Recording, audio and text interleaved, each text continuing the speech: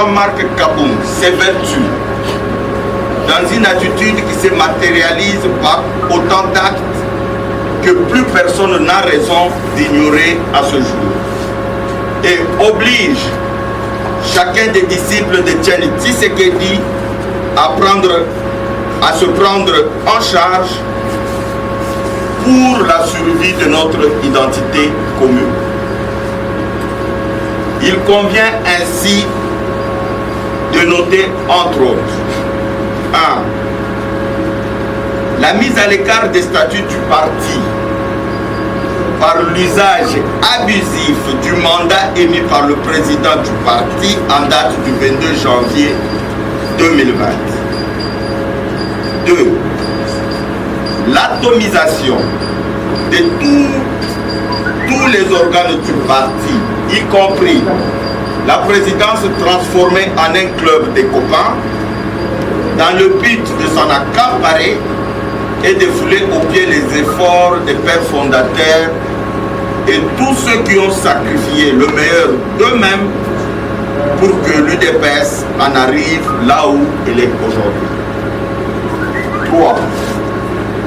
La gestion opaque du parti, qui ne lui permet pas d'être une véritable machine du pouvoir en vue de soutenir le chef de l'État dans ses efforts pour redresser le pays.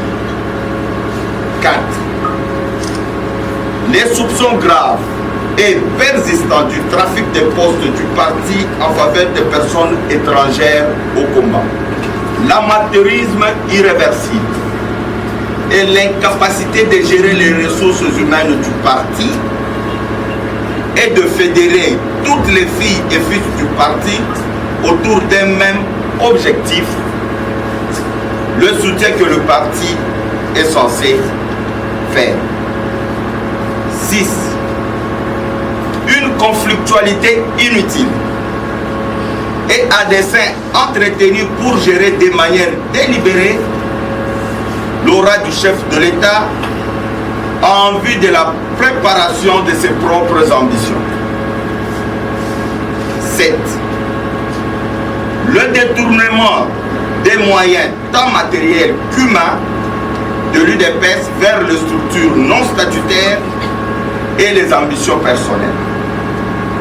Monsieur Jean-Marc Kaboum s'est permis de dénaturer le logo sacré du parti en faisant sa propre structure dénommée Décision Finale qu'il est en train d'implanter à travers tout le pays en lieu et place du parti qu'il gère. 8. La manipulation des textes et l'arbitraire conduisant à la violation honteuse des statuts du parti qui avilissent et ridiculisent le sens du combat pour lequel les multiples ont sacrifié vie, biens, santé, argent, emploi et autres. 9. La confiscation du parti et l'exclusion de tous les organes, y compris la présidence, à la prise de décision sur toutes les questions importantes du parti et de la vie nationale. 10. La neutralisation du parti dans un but clairement défini de le faire disparaître au profit des multiples structures personnelles et de piéger ainsi le mandat du chef de l'État. 11. Un manque général d'intérêt pour l'entretien de la base du parti délaissé à son triste sort et utilisé comme instrument au service de ses propres intérêts, qui a si peu, alors que notre héros national n'était même pas encore enterré, M. Jean-Marc Kaboum et sa bande se sont permis de désacraliser sa demeure, violant ainsi son intimité ainsi que celle de toute sa famille. Chose que nous n'avons pas connue, même lors des dictatures les plus féroces que nous avons combattues. Tous ces éléments non exhaustivement énumérés amènent à la conclusion que le peuple perd chaque jour qui passe les espoirs qu'il avait placés en l'UDPS avec risque de se détourner de la confiance placée en notre leader, le président de la République, nous interpelle et nous oblige d'exiger le retrait immédiat de M. Jean-Marc Kabound des affaires du parti en vue de laisser le secrétaire général en faveur de qui lui-même avait choisi de se porter, travailler avec d'autres composantes statutaires du parti pour l'organisation du congrès dans le meilleur délai. 2. Le retrait de tous les actes arbitrairement pris par lui sous une qualité frauduleuse de président AI, poste qui n'existe pas dans nos statuts. 3. L'interdiction formelle de prendre d'autres initiatives en violation de nos statuts. Il est totalement inadmissible qu'en ce moment précis où l'un d'entre nous est élevé à la magistrature suprême, qu'il y ait encore des balles qui crépitent à l'immédiat, livrant ainsi notre parti à l'ignominie et à la désolation. Faute de s'engager formellement au respect de ces exigences dans un délai de 72 heures, nous serons amenés à saisir les cours et tribunaux pour remettre de l'ordre dans le parti et à inviter tous les combattants de l'UDPS de se prendre en charge pour faire respecter nos statuts et la mémoire.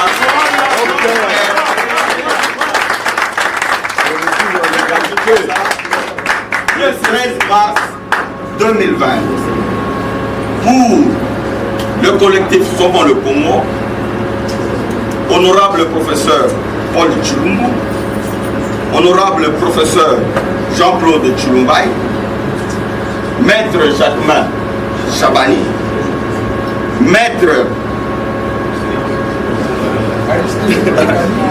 professeur Aristide Boulakali, honorable Kabaou Kabachi, maître Zakari Kenda, maître Peter Kazadi. Je vous remercie. L'UDPS, c'est d'abord les textes qui vous régissent. Le président Fachi a été l'un d'entre nous. Aujourd'hui, il est président de la République. Il n'est plus membre de l'UDPS. C'est nous qui sommes les cadres et dirigeants de l'UDPS aujourd'hui. Il est vrai qu'on peut le tenir informé. Mais nous, notre démarche, ce n'est pas d'être ou de ne pas être avec Fachi. Notre démarche consiste à sauver le parti. Et le président Fachi, là où il est, il sera malade si ce parti est détruit aujourd'hui comme Kabound est en train de le faire. Donc sur cette question, je dis, le président Fachi est avec les textes du parti. Le président Fachi est avec tous ceux qui respectent le combat qu'a mené Etienne Tshisekedi Wamulumba pour l'état de droit, qui veut que chaque citoyen respecte les lois et les règlements qui nous régissent. Donc sur cette question, vous pouvez vous apaiser. Je suis sûr que le président Fachi est du bon côté. Il n'aime pas la magouille, il n'aime pas l'usurpation, il n'aime pas les combines, il n'aime pas la corruption, il n'aime pas tout ce que nous venons de dénoncer dans ce document. Messieurs et dames de la presse, nous sommes déjà revenus à maintes reprises sur cette question. J'insiste que le principe d'abord dans le statut, c'est celui-là. Les organes statutaires du parti sont limitativement énumérés. Il n'y a pas un organe, moins encore une institution appelée président AI. Oui. Cela a été prouvé par la Cour d'appel de Canada, agissant comme cour administrative d'appel. Lorsque nous avons saisi cette cour en recours contre le résultat des élections des gouverneurs, la Cour nous a répondu que quel que soit le caractère fondé de notre requête, la requête était irrécevable parce que la personne qui avait signé la procuration n'avait pas qualité d'engager le parti. Il s'agissait bien de M. Jean-Marc Kaboun agissant comme président AI du parti. Nous avons donc été déboutés par la Cour d'appel. Cela implique que parce qu'au-delà de nos discussions stériles, un juge comme celui-là a déjà dit que la justice ne reconnaîtra pas une quelconque qualité de président AI au sein de l'UDPS, nous n'avons plus besoin de discuter, surtout moi, ma qualité d'avocat, revenir ce que le juge a décidé et qui n'a pas fait l'objet d'un appel quelconque. Nous nous sommes inclinés. Et cela a toujours été la jurisprudence pourtant de nos cours et tribunaux. Mais ici, il faut vous rappeler une chose. Le mandat spécial dont vous parlez a été bel et bien signé par le président de la République le 22 janvier. Le 22 janvier, c'est dans un contexte où le président n'est pas en fonction, il attendait la prestation du serment et que la Cour suprême, plutôt la Cour constitutionnelle, était saisie en contestation de son élection. Il était dans des conditions où il ne pouvait pas servir le parti en sa qualité de président du parti. C'est de cette façon-là que le président, lorsqu'il voyage ou lorsqu'il voyageait, il donnait ou il conférait mandat au secrétaire général d'engager le parti en son absence. C'était tout à fait logique. Mais si vous vous souvenez bien, vous êtes la presse, vous avez suivi la suite. Lorsque le président, la Cour, a confirmé qu'il était élu président de la République et qu'il savait pertinemment bien que l'article 96 de notre Constitution de la République lui interdit d'agir ou de continuer d'agir comme autorité ou animateur d'un organe, d'un parti politique, le président a pris soin de se conformer au statut de l'UDPS en prenant une décision mettant en place la convention démocratique du parti. Cette décision étant antérieure et plutôt postérieure au mandat spécial, mais les notions les plus élémentaires du droit sont connues. Elle annule le mandat spécial que le président avait signé. Encore que dans nos statuts, il n'est pas dit que le président crée des titres sur base de mandat. L'acte par lequel le président agit dans nos statuts, c'est la décision. Et si vous lisez dans la décision du président, non seulement qu'il nomme les membres de la Convention démocratique, il signe une autre décision par laquelle il convoque la Convention démocratique, qui est l'organe principal du parti après le Congrès. Il demande à la Convention démocratique de se réunir en toute urgence et de mettre en place ces structures et de fonctionner. Les trois organes statutaires prévus à l'article 26 étant réunis, il n'y avait plus de raison quelconque d'imaginer qu'on pouvait bypasser les prescrits des statuts qui disent, d'ailleurs le mot intérim dans les statuts de l'UDPS est cité une seule fois. Je dis bien une seule fois. Où on est président de l'UDPS, où on est directoire intérim. Il n'y a aucune autre possibilité d'intérim dans le statut à part le directoire. Et que maintenant que la CEP est là, la Convention démocratique du parti est là, est établie par le président Félix Antoine Tshisekedi lui-même, qui ordonnait qu'elle tienne sa première plénière en toute urgence pour se structurer en vue de mettre en place le directoire du parti. Il n'y a plus de prétexte quelconque à chercher pour éviter le respect de nos statuts. Et ça, les statuts de l'UDPS, c'est ce pourquoi le sang a coulé. Il n'y a pas de raison qu'on s'expose, nous UDPS, à un qualificatif de démagogue lorsque nous avons invité les gens dans les rues de Kinshasa et de ce pays pour mourir pour une virgule de texte. Et aujourd'hui, que le sang ait abondamment coulé, parce que nous avons exigé qu'on respecte une virgule de texte. Arrivé là où nous sommes capables de dire aux gens que le respect des textes n'avait de sens que lorsqu'il s'agissait de Mobutu ou de Kabila, ça n'a pas de sens. Voilà, le mandat, le président l'avait signé, il ne l'a jamais nié. Le mandat, le président l'avait retiré lorsque les conditions et les circonstances de ce mandat avaient cessé d'exister. Il a mis en place la convention démocratique du parti. Aujourd'hui, il n'y a plus de prétexte quelconque. C'est pour cette raison que vous avez suivi ici l'option selon laquelle, si tout devrait continuer de cette façon-là, il est possible que les cours et tribunaux nous départagent.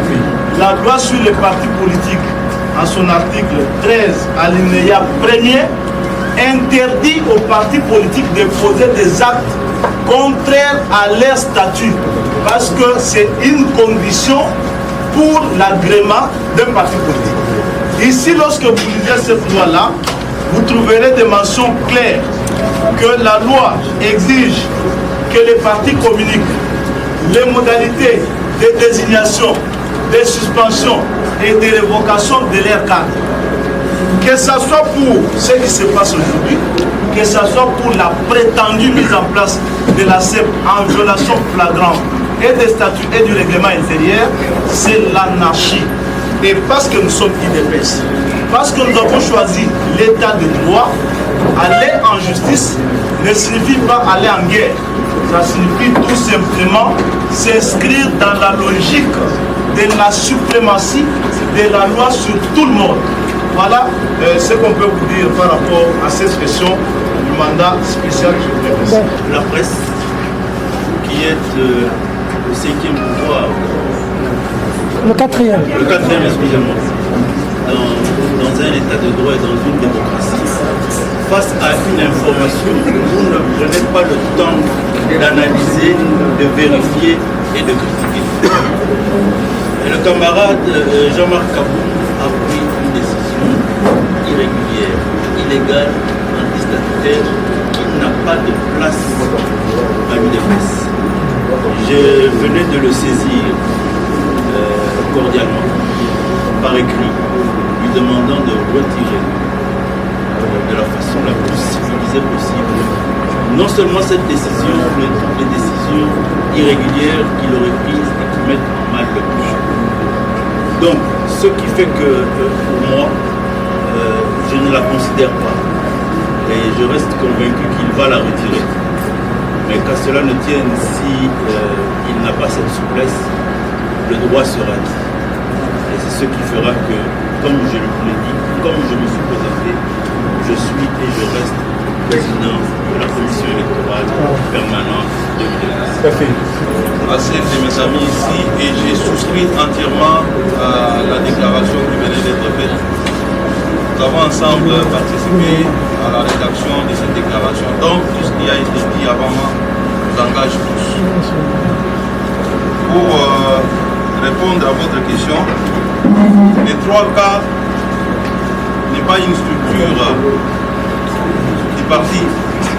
Ce sont des individus qui, par hasard de l'histoire, se sont retrouvés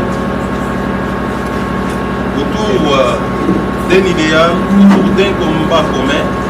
Et c'est l'opinion qui a dit, puisqu'il s'agissait de Kabouya, Kazadi, Kaboun, on a appelé ça 3 cas.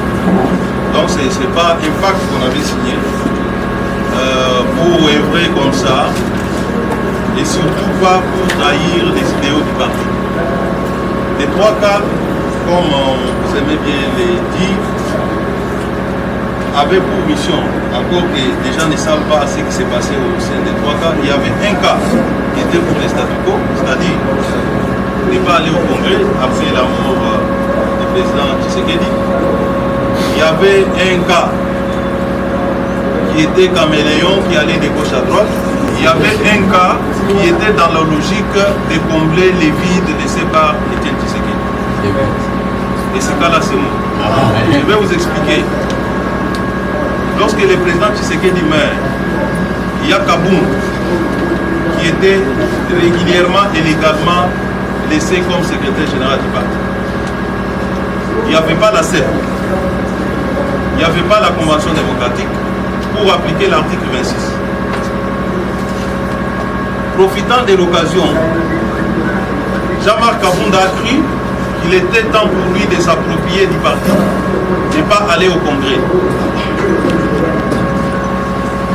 Alors que l'opinion générale du parti voulait absolument qu'on aille au Congrès. Et la même opinion voulait que le président Félix Tshisekedi soit le président du parti. Alors, les cas que j'étais, qui étaient dans la logique d'aller vers les congrès, j'ai accepté d'encadrer Kabunda pour qu'il ne bascule pas, puisque nous étions en face d'un candidat qui voulait balkaniser notre parti, avec Tchibala comme Premier ministre, avec son aile de l'IDPS, Moubak également avec son aile de l'IDPS. Qu'est-ce qu'il fallait faire? Il fallait garder celui qui incarnait la légalité et la légitimité laissée par le président Étienne Tshisekedi. Et cette personne s'appelle Jean-Marc Kabunda,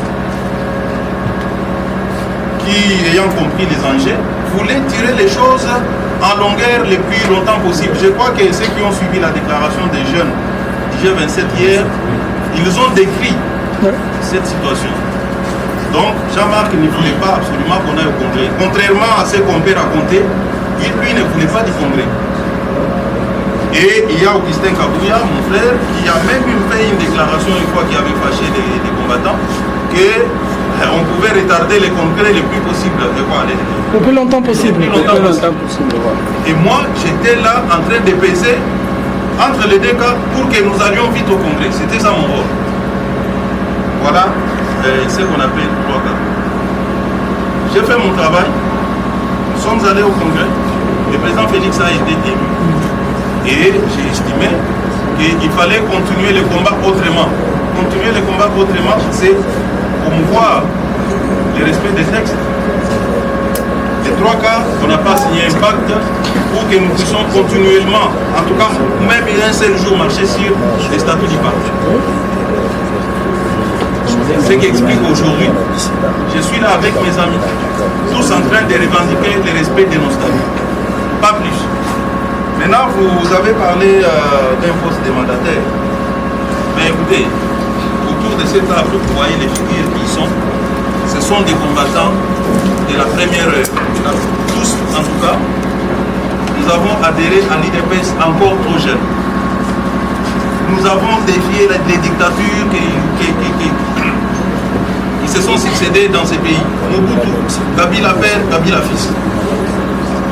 Aujourd'hui, l'IDPS au pouvoir, ça ne serait pas honteux que nous, ici, nous puissions être nommés ministres, DG ou quoi que ce soit. Ça, on ne peut pas en faire un sujet tabou. Mais chercher à dire que c'est puisqu'il y a des postes en l'air que nous nous retrouvons là, ce n'est pas ça. Ce n'est pas ça notre démarche.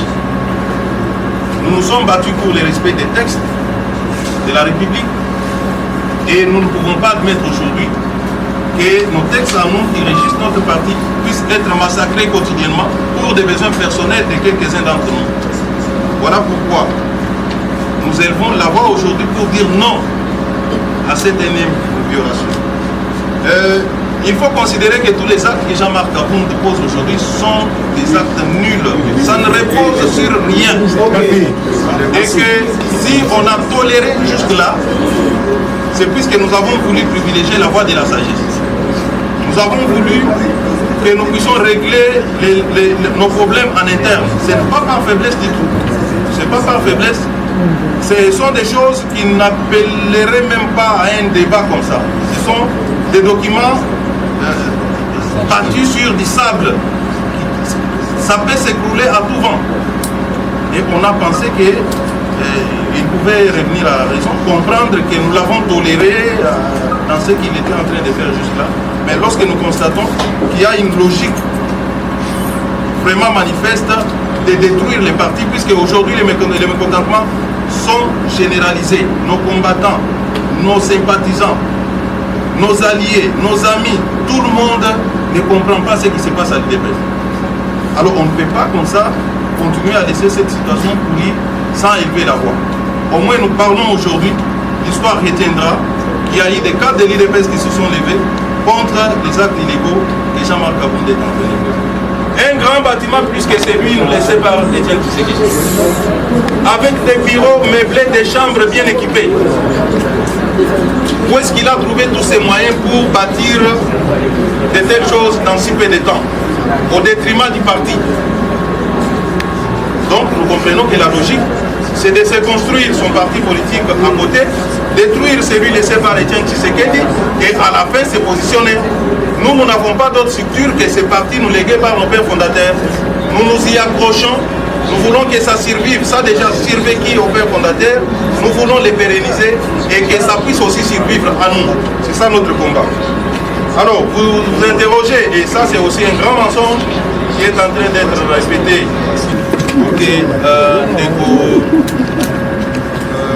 Israël a terrorisé en gros.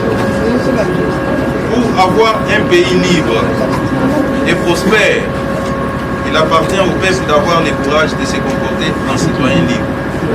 C'est ce que Étienne Tshisekedi nous a appris. Nous sommes des citoyens libres. Et même s'il y avait restrictions dans nos statuts qui interdiraient aux membres des partis de se réunir et de parler librement, Étienne Tshisekedi nous a encore dit toute loi injuste en démocratie ne mérite pas d'être observée. Or ici, ni nos statuts. Maître, quelque chose dans la lingala. Quelque chose dans la lingala. Donc na zoloba Étienne Tshisekedi ayebisa biso ke mibeko oyo ezali na sembo kati na yango te esengeli kotosa yango te. En plus, statut oyo ya biso ya IDPS ezali kointerdire bamembre ya parti base réunir te elobami nulle part. Donc tozali bacitoyen libre ya kose réunir mpe kopesa opinion na biso. La question ya mibale ozoloba auto-exclusion okosala nini soki président de la République a penché kota Kaboundé. Le président de la République n'a jamais penché du côté de Kaboundé, contrairement à ce que ça vous donnait là. Il est président de la République et il est au-dessus de la mêlée. Makambo ezoleka na parti etali bamembre ya parti lelo. Kaboundé tozo reconnaître comme secrétaire général. Jusqu'hier on le reconnaissait comme tel. Malheureusement, Ami Longola qui est secrétaire général a créé poste à Sikako, Babengi, AI. Et ça n'a mandaté. Ce qui est un mandat, on a nulle part Balobike. Ngai Félix Tshisekedi a créé poste à Sikako, na Kaboundé, Congo Nango, AI. Et ça t'est. Ce qui est un statut, ils ont pété. Mais tu observes qui silence. Nous avons oui, c'est Kadmaki.